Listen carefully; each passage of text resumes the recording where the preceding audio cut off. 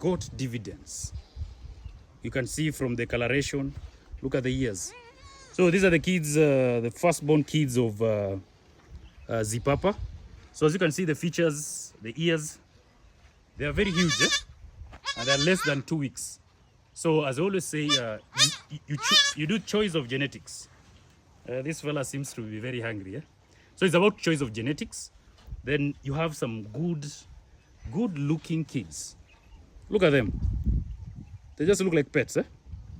So this one, for instance, was born with 3.8 kgs. This one was born with 4.2 kgs. So this chap